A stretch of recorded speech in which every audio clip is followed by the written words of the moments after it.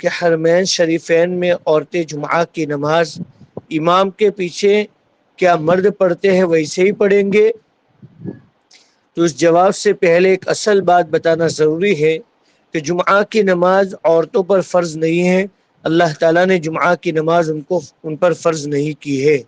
عورتیں عام دنوں کی طرح جمعہ کے دن بھی ظہر کی فرض نماز اور سنتیں ادا کرے گی، اور امام اعظم ابو حنیفہ رحمۃ اللہ علیہ کے مسلک میں افضل اور بہتر یہی ہے کہ عورت چاہے انڈیا میں ہو چاہے حرمین میں ہو اپنے گھر میں نماز ادا کرے، ان کو پورا ثواب مل جائے گا۔ ہاں دوسرے مسالک میں اجازت ہے، کوئی مسئلہ نہیں، وہ پڑھے، ان کے مسلک کے اعتبار سے عمل کی گنجائش ہے۔ اور اگر کوئی عورت پھر بھی جا رہی ہے اور جمعہ کی نماز امام کے پیچھے جا کر ادا کر رہی ہے تو اس کی جمعہ کی نماز ادا ہو جائے گی اور اس سے ظہر کی نماز ساقط ہو جائے گی، اور یہ عورت ظہر کی سنتوں کے بجائے جمعہ کی سنتیں ادا کرے گی، یعنی جمعہ کی فرض نماز سے پہلے 4 سنتیں موقدہ اور فرض کے بعد 4 سنتیں موقدہ اور جو سنتیں غیر موقدہ ادا کرے گی، اور وہی ترتیب سے پڑھے گی جس طرح مرد پڑھتے 2 رکعت امام کے پیچھے، اور اس کے بعد سنتیں اسی طرح عورت بھی پڑھے گی۔ اللہ عالم بالصواب۔ دوسرا سوال یہ ہے کہ حج کے پہلے یا بعد حاجی کی طرف سے اپنے رشتہ دار دوستوں کو کھانے کی دعوت کرانا کیسا ہے؟ ہمارے یہاں رواج ہے بڑھیا سی دعوت کرنے کا، تو اس کا جواب یہ ہے کہ حاجی کے حج میں روانہ ہونے سے پہلے اور حج سے واپسی پر رشتہ دار حضرات اپنے اپنے خاندان سے تعلق رکھنے والے حجاج کی دعوتیں کیا کرتے ہیں۔ اس طرح بعض علاقوں میں خود حجاج کرام اپنے اپنے رشتہ دار حضرات و متعلقین کی دعوتیں کیا کرتے ہیں۔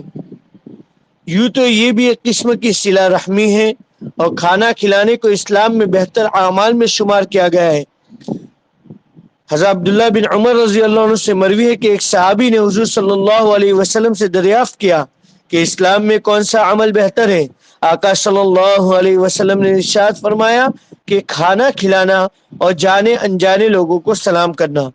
لہذا صلہ رحمی کی نیت سے سیدھے سادے طور پر اخلاص و للہیت کے ساتھ حج میں جانے سے پہلے اور حج سے واپسی پر جانبین سے دعوت ہو تو کوئی مذائقہ نہیں ہے، بلکہ امر مستحسن ہے، اور انشاءاللہ ثواب باعث اجر و ثواب ہوگا۔ مگر آج کل ان دعوتوں پر جس انداز سے عمل ہو رہا ہے وہ عموماً رسم و رواج کے طور پر ہوتا ہے، اور ان آپسی دعوتوں کو اس قدر ضروری سمجھ لیا گیا ہے کہ حج میں جانے والا اگر اپنے متعلقین کی دعوت نہ کرے یا متعلقین حاجی کی دعوت نہ کرے تو اسے برا مانا جاتا ہے، آپس میں شکوہ شکایتیں ہوتی ہیں اور ایک عرصے تک طعنے سنائے جاتے ہیں۔ ایسی صورتحال میں شریعت کی طرف سے حج کے عنوان پر دعوت کھلانے اور اس کے کھانے کی اجازت نہ ہوگی، اس جیسی دعوتوں سے اجتناب کرنا چاہیے۔ ہاں اگر کوئی شخص اخلاص و للہیت کے ساتھ ادائے فریضے کے شکرانے کے طور پر بغیر التزام کے اپنے دوست احباب اور متعلقین کی دعوت کرے تو اس میں کوئی مذائقہ نہیں ہے، لیکن عموماً اس زمانے میں دکھلانے کے لیے مجبوراً دعوتیں کی جاتی ہیں، اجتناب لازم ہے۔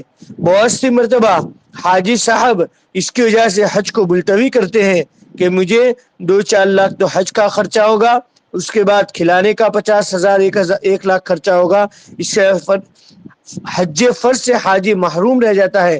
اس لیے مسلمانوں کو چاہیے، رشتہ داروں کو چاہیے کہ اس شرعی امر میں حاجی کا تعاون کرے اور ایسی رسومات سے حج کو پاک اور صاف کرے۔